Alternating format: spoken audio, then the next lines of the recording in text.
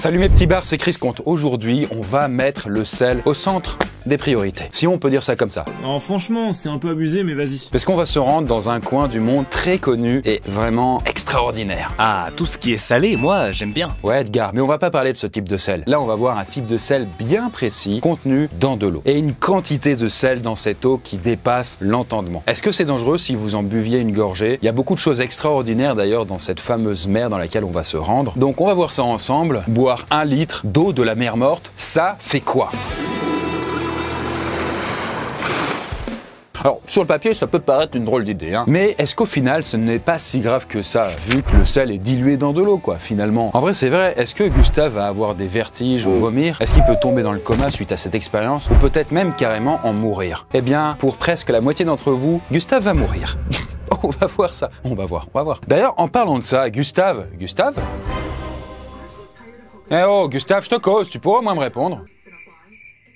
Bon, bah visiblement, là, il est en train de regarder une série. D'ailleurs, il est tellement impliqué qu'il nous entend même pas. Après, bon, entre nous, ça peut se comprendre, hein. Il a quand même entre les mains un Asus ZenBook S13 OLED, quoi.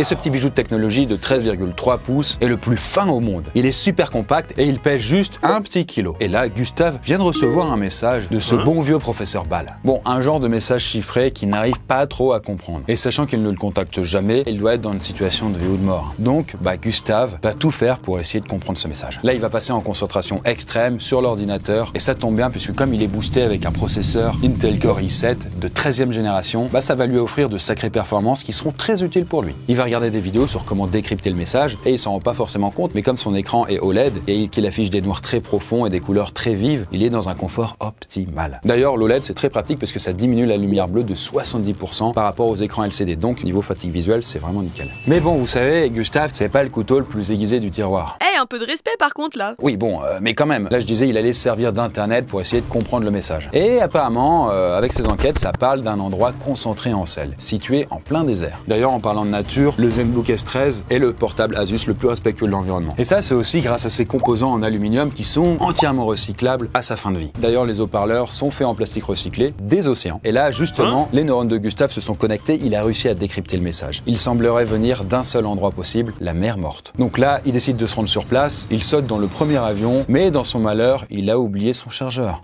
Et ça, cela dit, c'est pas très grave puisque avec la batterie du ZenBook, ça peut atteindre 14 heures d'autonomie, donc là, honnêtement, il est tranquille.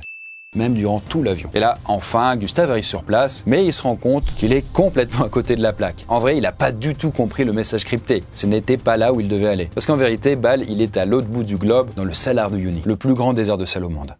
À la boulette.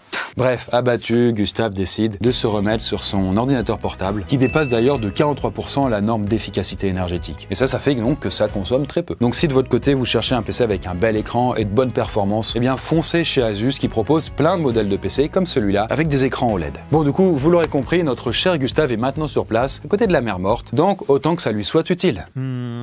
Tu peux nous refaire un cours de géo rapide, histoire qu'on situe, s'il te plaît? Avec plaisir. En fait, la mer morte se trouve au Proche-Orient, entre Israël, la Jordanie et la Palestine. Globalement, sur la carte du monde, c'est ici. Alors c'est une belle étendue de flotte qui mesure à peu près 600 km, même si ça bouge pas mal comme on le verra plus tard. Bon, globalement, et à l'heure actuelle, c'est juste un peu plus grand que le lac Léman. Très beau lac. C'est pas le sujet, les gars. Par contre, cette mer-là a un gros problème. Mais ne perdons pas plus de temps. Là, va falloir s'y mettre, Gustave. Alors, on va commencer à demander à Gustave de s'enfiler 5 centilitres d'eau. Alors, c'est vraiment pas grand-chose en vrai, hein. Et ça représente globalement juste ce shot. Bon, vu qu'il fait très chaud, Gustave est quand même content là de pouvoir s'hydrater. Sauf que là, vous voyez, il avale son shot d'eau, mais il tire une drôle de gueule juste après. Parce que là, figurez-vous que juste avec ce petit shot de la mer morte, eh bien Gustave vient d'ingérer 3 fois la dose quotidienne de sel recommandée.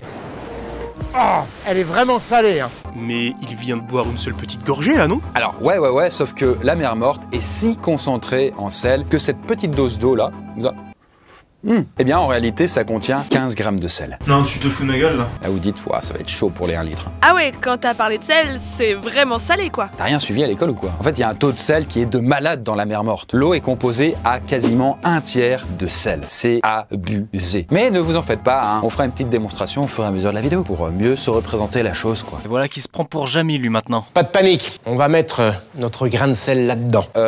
Enfin, parlons du sel que Gustave s'est enfilé, parce que là, la première chose que Gustave commence à ressentir, bah, c'est que sa bouche est très sèche. Et là, il ne pense désormais plus qu'à reboire de l'eau. Mais clair, hein, cette fois-ci. Ce qu'on va bien entendu lui interdire. Parce qu'il faut pas oublier qu'ici, bah, pour notre expérience, on parle d'un gaillard bien en forme. Ça pourrait pas s'appliquer aux bébés, aux enfants ou même aux personnes âgées, hein, par exemple. Eux, ce serait un peu plus vénère hein, en termes de conséquences. Pour l'instant, c'est juste désagréable pour lui. Parce qu'en effet, ce petit shot d'eau de mer Morte, qui représente donc 15 grammes de sel, ne va pas lui faire grand-chose. Après, s'il se mettait en tête de boire cette quantité d'eau tous les jours, ce serait très problématique par contre là sur le long terme. Et là, on parle de juste un shot. Sauf que nous, on va doubler la dose. On va voir si les choses changent déjà ou pas.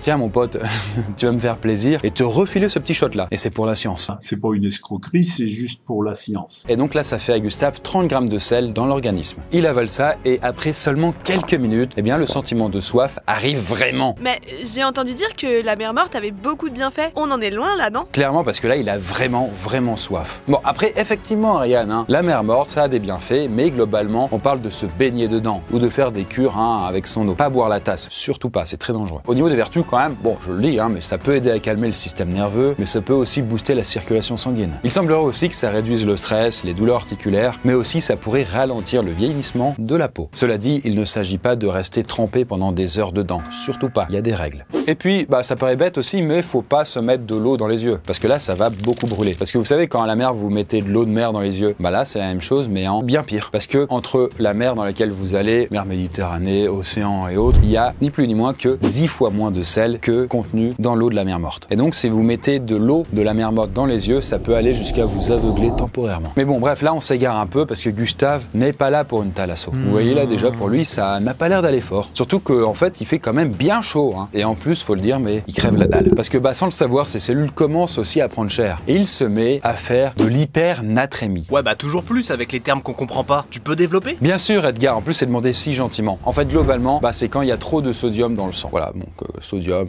voilà. Du sel. Hein. Les premiers symptômes sont justement cette déshydratation, mais ça ce n'est que la face visible de l'iceberg, parce que ça va vite empirer pour lui, malheureusement. Bon, au moins dans tout son malheur, on a de la chance qu'il puisse pas se noyer ici. Figure-toi que c'est une légende urbaine. En fait, il est techniquement possible de se noyer dans la mer Morte. Si vous allez dans cette eau-là, vous allez avoir un phénomène super étrange qui va se produire, c'est que vous allez avoir le sentiment que l'eau vous repousse, comme si elle était plus dense, plus lourde. Et c'est le cas. 1 litre d'eau, bah, ça pèse 1 kg globalement, mais 1 litre de la mer Morte, eh bien ça pèse à peu près 1,3 kg, un peu plus. Et donc concrètement, ça veut dire quoi? Bah, ça veut dire que comme vous êtes plus léger que l'eau, eh bien du coup vous allez être repoussé quoi. C'est quasiment impossible de, par exemple, aller sous l'eau, quoi, parce que vous allez être beaucoup trop léger et l'eau va vous repousser sans cesse, en admettant que vous ayez envie d'aller sous l'eau, hein, ce qui est vraiment pas du tout une chose à faire. Alors après, oui, si on est tranquillement sur le dos, en train de flotter, ou de se reposer ou de lire, il y a peu de risques. Mais si on est emporté au large et qu'on n'a plus de force, et que bah, d'un coup, on se retourne sur le ventre, là, c'est une autre paire de manches. Parce que ce sel qui vous permet de flotter va devenir votre pire ennemi. C'est arrivé à de nombreuses personnes qui ont perdu la vie de cette façon. Donc, bah, Gustave, c'est pas la peine de prendre des risques, tu restes là. Et oh regardez, vous voyez là au loin, il semblerait que c'est d'argent et que bah visiblement il n'a pas envie de suivre mon conseil et que lui il a envie d'aller un peu plus loin. Bah tant pis. De notre côté, il est temps de doubler la dose. Mais est-ce que les vrais problèmes vont commencer pour Gustave? On va voir ça tout de suite. On passe maintenant à 20 centilitres d'eau. Ça représente donc cette quantité d'eau, tout simplement. Mais surtout, ça représente 60 grammes de sel ingéré. Si c'était l'eau de la mer Morte, eh bien, il y aurait en quantité de sel la moitié de ce pot. Il y aurait tout ça que vous avaleriez d'un coup. Ça n'a aucun sens. Ce que tu dis n'a aucun sens. En plus d'être super désagréable à avaler, bah, ça va commencer à poser de gros problèmes rénaux. Parce qu'un excès de sel va lui provoquer de l'hypertension. Et l'hypertension, bah, ça a un effet direct sur les reins. Globalement, ses fonctions rénales vont être fortement diminué quoi. Et donc bah ça fait que ça va marcher plus très bien ou au ralenti et ça c'est pas très bon. Et à cause de ça, ça va lui développer des problèmes de coagulation qui vont rapidement pouvoir dégénérer. Et donc concrètement, ça veut dire que si Gustave se blesse, voilà, il a une éraflure, il y a du sang qui gicle, et bien comme le sang ne coagule plus, il va devenir ultra liquide et donc il va couler sans cesse, sans cesse, sans cesse. Et ça fait qu'il va se vider petit à petit, juste à cause du sel. Mais j'en parlerai dans une autre vidéo. Mais ça c'est plus tard, vous verrez plus tard. Je peux pas vous en dire plus. Et on continue dans les petites douceurs avec de l'anémie. Globalement, en fait, c'est quand votre taux d'hémoglobine commence à faire la gueule. Et ça, c'est vraiment 3 fois rien, hein, vraiment. En fait, les cellules et les tissus de Gustave peuvent tout simplement arrêter d'être alimentés en sang et en oxygène. Ah ouais, c'est pas cool. Mais il y a une raison pour que la mer morte soit si salée que ça? Déjà, il faut savoir que cette petite mer-là, elle n'a pas d'affluent. Et ça veut dire qu'en fait, elle n'est pas alimentée. Il n'y a pas un fleuve qui va se jeter dedans. Et en plus de ça, c'est un endroit où il fait très très chaud. On est en plein désert, hein, concrètement. Les deux combinés, ça va être mortel. C'est-à-dire que comme l'eau, elle n'est pas alimentée, il y a juste de la pluie qui va tomber de temps en temps, mais comme il fait très chaud, eh bien l'eau va s'évaporer plus que la pluie ne lui en donne. Faites l'expérience un jour chez vous, vous prenez un verre d'eau et vous le remplissez de sel, typiquement comme ça, vous balancez du sel dedans, et ensuite vous laissez simplement l'eau s'évaporer. Qu'est-ce qui va se passer au bout de quelques jours? Il y aura plus d'eau, par contre le sel, lui, il sera resté, et du coup il aura cristallisé en fait sur tout le verre. Alors c'est sympa à faire comme expérience, c'est super simple, et donc imaginez ça en version XXL, bah c'est la mer morte, et donc comme l'eau s'évapore de plus en plus, la concentration de sel à l'intérieur devient de plus en plus hardcore. Et je vous expliquerai du coup le futur de la mer morte justement qui va dans ce sens-là. Mais plus tard. D'ailleurs, petit détail, mais la mer morte, ce qui est intéressant aussi, c'est qu'elle est à 430 mètres sous le niveau de la mer. C'est l'endroit où il y a de la flotte le plus bas au monde, littéralement. Et cette mer, comme je vous l'ai dit, elle s'évapore et elle perd à peu près 1,50 m d'eau tous les ans. Concrètement, ça veut dire que dans à peine 50 ans, eh bien, elle aura perdu à peu près un tiers de toute sa surface. Mais pour en revenir à Gustave, c'est vrai que lui, il était en train de décéder là, du coup, avec son petit verre d'eau. J'en suis un peu désolé, quoi. Avec la chaleur qu'il fait et le fait qu'il monte en température de l'intérieur, bah vous vous dites qu'il va transpirer du sel pour l'éliminer. Mais non, ça reste très minime. En fait, il va surtout perdre de l'eau en majorité à cause de la transpiration. Mais si à ce moment-là, vous pensiez que c'était compliqué pour lui, imaginez ce que ça va être quand il va boire une canette.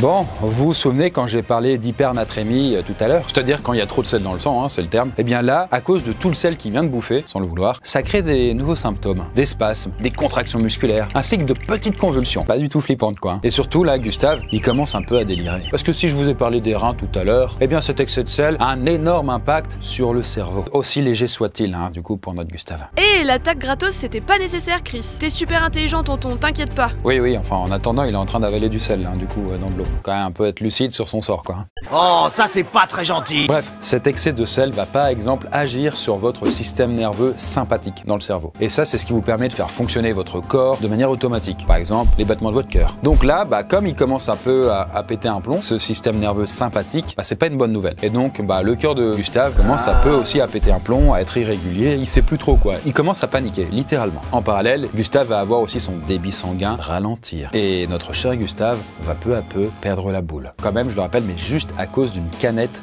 d'eau de la mer morte. Juste cette contenance-là. Voilà, il commence à devenir un peu teubé, il perd la mémoire, il commence à prendre cher. Il a même du mal à comprendre ce qui se passe. Et il n'arrive plus à faire preuve de jugement. Et si ça s'étale sur le long terme, ça peut même amener jusqu'à de la démence. Parce que ouais, en fait, l'impact que ça va avoir, le sel, sur votre cerveau, c'est dévastateur. Et je parle du sel même quand on en consomme un petit peu trop tous les jours, vous voyez, parce que du coup, on mange trop salé. Mais dans le cas de Gustave, bah, il prend tout dans la tronche très vite. Et pour en revenir à son hypernatrémie, bah sachez maintenant que certaines de ces cellules commencent à claquer. Elles meurent, elles éclatent quoi. Ça commence à puer sévère là, non? Ouais, c'est peu dire en fait parce que notre petit père, sans le savoir, se met à avoir de sérieuses lésions cérébrales. Mais bon, ok, on s'est amusé jusqu'à maintenant, mais là on va tripler la dose d'un coup. Ok, on franchit le dernier cap et là on passe à la dernière vitesse en avalant directement 1 litre de flotte. Donc voilà, c'est comme s'il avait bu donc ces 2 verres là. C'est comme s'il avait ingéré quasiment 300 grammes de sel d'un coup. Pour que ce soit très visuel, il faut vraiment que je vous représente le truc. 300 grammes de sel, donc 1 litre d'eau, ça représente ça.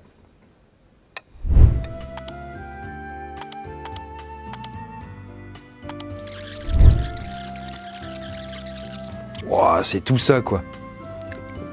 Ah, c'est du sel là. Mais non. Et d'ailleurs, même avec ce taux, faut vous dire que la mer Morte, c'est pas l'étendue d'eau qui est la plus salée dans le monde. En vrai, ce record revient au lac Don Juan, qui, comme son nom ne l'indique pas, se trouve en Antarctique, puisque son taux de sel dépasse les 40%, alors que la mer Morte, c'est 30%, voilà. Ok, je m'en souviendrai si je participe à Question pour un champion un jour. Mais Gustave, du coup, il va claquer? Bien, j'y viens, détends-toi. Donc déjà, dans un premier temps, faut savoir que Gustave a explosé la dose de sel, qui était considérée comme létale. Et quand je dis là explosé, c'est explosé. Parce qu'en fait, cette dose, elle est de 225 grammes. Donc autant vous dire que là, on est largement au-dessus. Et comme vous pouvez le constater, on est très loin des petits spasmes de tout à l'heure, là. Ce qui commence vraiment à être secoué. Là, il se met à avoir des hallucinations visuelles et auditives. Son rythme cardiaque part encore plus en sucette. Il a encore plus de problèmes pour respirer. Ce qu'il est en train de faire, dans le jargon scientifique, c'est une crise d'épilepsie. En fait, son corps ne peut tout simplement plus se débarrasser du sel, qui était déjà très compliqué à gérer jusqu'ici. Mais la crise d'épilepsie, ce n'est pas le boss final. Ce qui risque, très sérieusement, c'est un AVC, un arrêt cardiaque ou même une hémorragie cérébrale. Et du côté de Gustave, en tout cas... Oh non, mais tonton! Ouh, la boulette. RIP Gustave, hein. Du coup, il semblerait que on soit en train de le perdre pour de bon. Et là, en l'occurrence, c'est via une petite hémorragie cérébrale. Alors, sans trop rentrer dans les détails, en fait, le sel a fini complètement par niquer son cerveau. Les vaisseaux se sont mis à péter de tous les côtés. Ça lui a créé un hématome à l'intérieur de son crâne et... boum. Et donc tu meurs. Tu meurs, mon gars. Mais faut vraiment faire quelque chose pour lui là, c'est horrible. Désolé Ariane, mais hélas plus trop dans mes plans quoi.